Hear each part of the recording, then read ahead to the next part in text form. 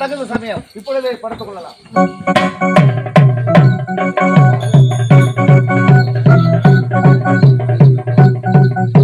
விஜயா, விஜயா, விஜயா, எப்படியா உறங்குவது? நாம் எங்க வந்திருக்கிறோம்? வந்து வெளியே மறந்து விட்டோம். போருக்கு வந்திருக்கிறோம். புறப்படு போகலாம்.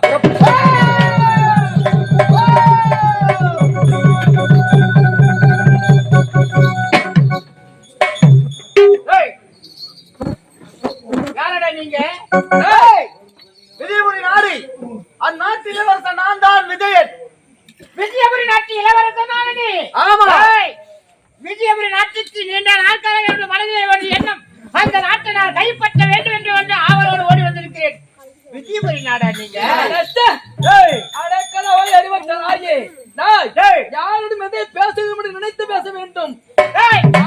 பார்ப்பதற்கு சின்ன சீவனாக இருக்கிறேன். உனக்கு நான் மரியாதை என்பது கொடுத்தால் என்னுடைய நாவை நீ அடக்கிறாயா? மரியாதையாக சொல்கிறேன், காலிலிருந்து பணிந்து விடு. உங்கள் இருவருக்குவே உயிர்ப்பித்தேன் நான் தெரிவிக்கிறேன். அவனை விடாத, அவனை ஒண்ணு நிறுத்தடா, நிறுத்தடா.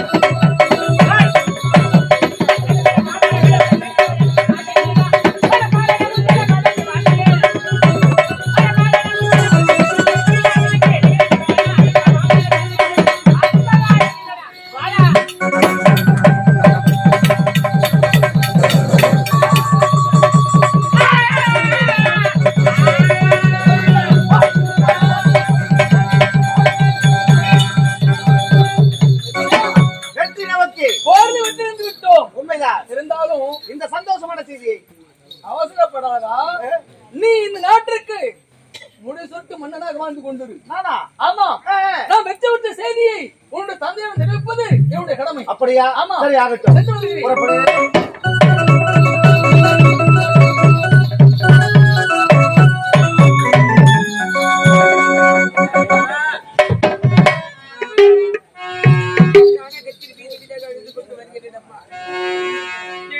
இப்படி ஒரு வருடை பாலைவனமாக மாறிவிட்டது. இந்த பாலைவன வாழ்க்கை வெளிச்சு என்பதே கிடையாதா? நான் காலவது பயிராக கதறி கொண்டிருக்க வேண்டும். அம்மா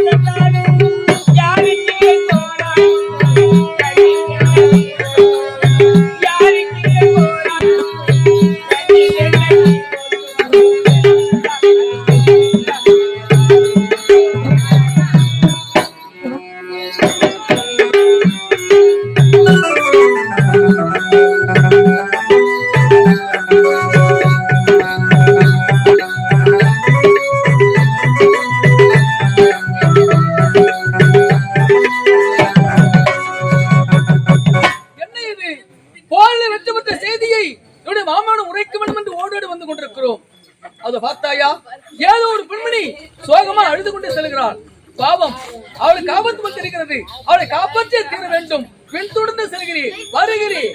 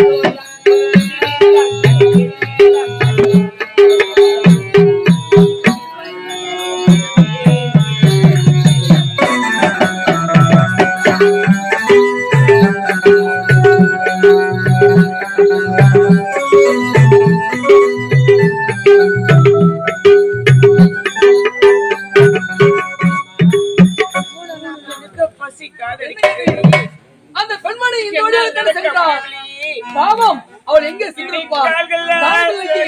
ஒன்றுமே புரியவில்லையே.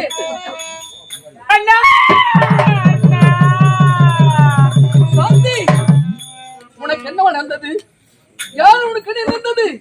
ஏன் இப்படி சோகமாக எழுந்து கொண்டு வருகிறாய்? காரணம் சொல்லுமா, சொல்லு. போருக்கு சென்று நீண்ட நாட்கள் ஆகிவிட்டது. அண்ணனுடைய முகத்தை பார்க்கவில்லை என்று அழுது கொண்டு வந்தவன். எனக்கு வேறு ஒன்று கிடையாது அண்ணா. சாந்தி, நீ கூறுவது வெந்தையாக இருக்கிறது. அகத்தின் அழகு முகத்தில் தெரியும் என்று சொல்லுவார்கள். உன்னை பார்த்தால் ஏதோ சோகமாக காட்சியளிக்கிறாய். ஏதோ நடந்திருக்கிறது. உண்மையை கூறம்மா. உன்னை பார்க்கவில்லை என்று அழுது கொண்டு அண்ணா. அதை விட என்ன, உன்னிடத்தில் ஒரு சந்தோஷமான செய்தி ஒன்று சொல்ல போறேன். சந்தோஷமான செய்தியா? அப்படிப்பட்ட சந்தோஷமான செய்தி அது என்னம்மா? அண்ணா, உன்னுடைய தங்கை திருமணம் நடந்த கையோடு நீங்கள் போருக்கு சென்றுவிட்டீர்கள் அல்லவா? போய்விட்டேன் அண்ணா. இப்போ என்னுடைய தங்கை 3 மாத கர்ப்பமாக இருக்கண்ணா. சபாஷ் சபாஷ் சபாஷ். சாந்தி அண்ணா, இது சந்தோஷமான விஷயம் தானே. இதில் என்ன தவறு இருக்கிறது? ஆமா, என்னுடைய மைத்திரனுக்கும் என்னுடைய தங்கை சாந்திக்கும் இருவருக்கும் திருமணம் நடந்தது. திருமணம் நடந்த உடனே நானும் என் மைத்திரனும் போருக்கு சென்று விட்டோம் மலைநாட்டிற்கு. அப்படி இருக்க என்னுடைய தங்கை எப்படி கர்ப்பமாக முடியும்? இல்லை, ஏதோ சரி நடந்திருக்கிறது. சாந்தி, உனக்கும் என்னுடைய மைத்திரனுக்கும் திருமணம் நடந்தது. திருமணம் நடந்த உடனே நாங்கள் மலைநாட்டிற்கு போருக்கு புறப்பட்டு விட்டோம். அப்படி இருக்க நீ எப்படி கர்ப்பமாக முடியும்? அண்ணா, என்னுடைய வயிற்றில் வரக்கூடிய கருக்கான தந்தனை கேட்கிறீங்க. அப்படி என்றால் வயிற்றில் வரக்கூடிய கருவுக்கு சொந்தக்காரன் யார் சொல்லு. அண்ணா, வீதி வீதாக சென்று இந்த தங்கை காப்பாற்றுவதற்காக என்னிடத்தில் பொய்ய சொல்லிவிட்டு பிச்சை எடுத்து என்னை காப்பாற்றி வந்தீங்களா? ஆமா. அப்படி வளர்த்தியுடைய அண்ணன் உன்னிடத்தில் சொல்லாமல் யாரிடத்தில் சொல்ல போறேன்? சொல்லுமா, சொல்லு. இந்த கருக்கு காரை யார் தெரியுமா? யாரு? அண்ணா, சொல்லுமா, சொல்லு. சத்தியத்தை மறவாதே. அண்ணா, இப்ப இதை பற்றி கேட்க வேண்டும் அண்ணா. சொல்வது கேளுங்கண்ணா. முதலில் உணவு அடைந்து விட்டு பிறகு அதை பற்றி சொல்ல வாருங்களா. நான் யாரு? என்னுடைய அண்ணன். நீ யாரு? உன்னுடைய தங்கை. அப்படி இருக்க உண்மை உரைக்க போகிறாயா இல்லையா? நிச்சயமா சொல்கிறேன். ஆனால் உன்னிடத்தில் பொய் என்பதே சொல்றது கிடையாது. இந்த கருக்கு காணத்தையும் நேர வரும்போது அப்ப நான் சொல்கிறேன்னா.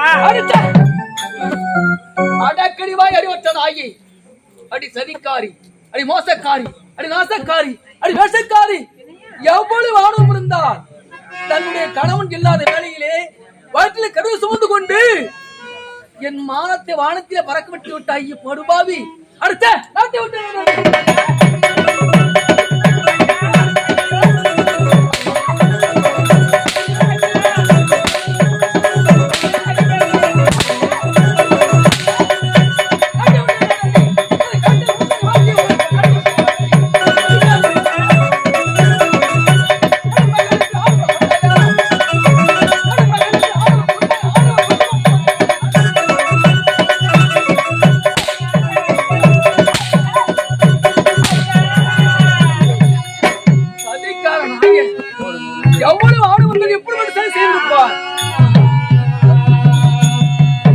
உன் தங்கையை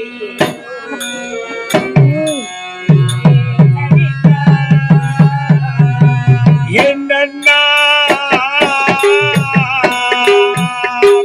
தங்கை என்று எண்ணி உன்னை வளர்த்தி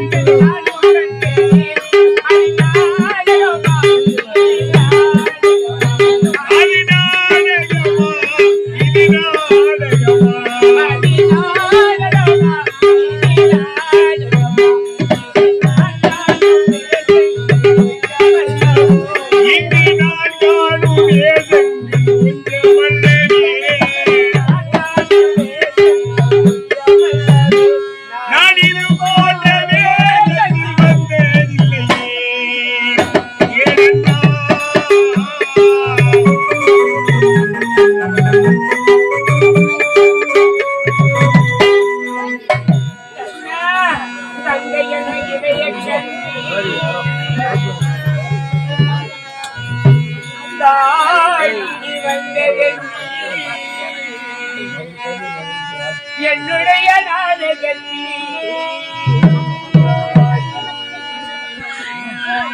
கொண்டவனை திரும்பி வந்தேன் அண்டதற்கு இன்னொருவன் சாட்சி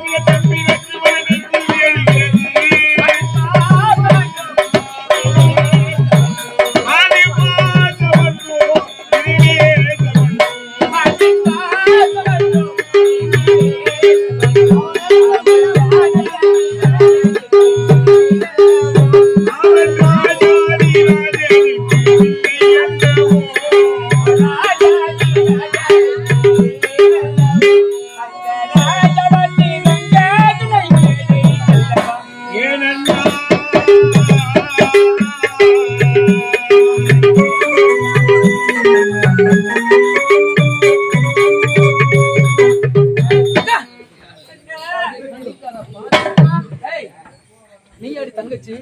நீயா தங்கச்சி? ஏய், ராமாயணத்தை பற்றி பேச உனக்கு என்னடி அருகதை இருக்கிறது? ராமாயணத்தை பற்றி கூறுகிற செவி குருந்துகே. ராமாயணத்திலே ராமன் தன்னுடைய சிற்றன்னை கைகையின் வார்த்தையை கேட்டு 14 ஆண்டு கால வேண்டும் என்று சொல்ல மேற்கொண்டு கானகம் செல்லுகிறான். அப்படி கானகம் செல்லுகின்ற தருவாயில் சீதையானவள் ஓடி வந்து நானும் உன் உடன் கானகம் வருகிறேன் என்று கூறுகிறார். அதற்கு ராமன் என்ன உரைத்தான்? இந்த 14 ஆண்டுகளை 14 தினங்களாக கழித்துவிட்டு நான் அரண்மனை வந்து சேருகிறேன். நான் வரும் வரை என்னுடைய அன்னையோடு இரு என்று கூறினான். அதற்கு சீதை என்ன உரைத்தார்? ராமனை பார்த்து, சுவாமி, இந்த ராமன் இருக்கு முன்னந்தான் இந்த சீதைக்கு அயோத்தி என்று உரைத்தார். அப்படிப்பட்ட கற்பின் தெய்வங்கள் வாழ்ந்த இந்த நாட்டில் பேரை வந்து விட்டேன். பாவி, நீயாடி பெண்ணு? நீயா பெண்ணு? அது மட்டுமில்லையடி, தன்னுடைய கணவன் பாண்டியனுடைய அரண்மனையில் இறக்கப்பட்ட என்று செய்திருந்த கண்ணகி தன்னுடைய கற்பு நெறியால் அந்த மதுரையை தீப்பற்றி அறியுமாறு செய்தாரடி.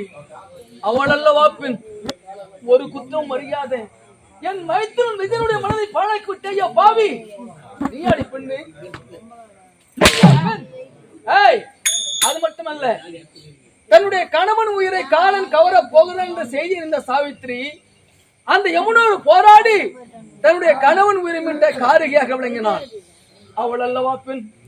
ஒரு குற்றமும் அறியாத இந்த அன்பு அண்ணன் அமரன் மனதை பாழாக்கி விட்டாய பாவி, நீயா? இனிமேல் உன்னுடன் எனக்கு என்ன பேச்சிருக்கிறது? இனிமேல் எனக்கு தங்கையும் கிடையாது, நான் உனக்கு அண்ணன் கிடையாது. என் முகத்தை பிடிக்காது.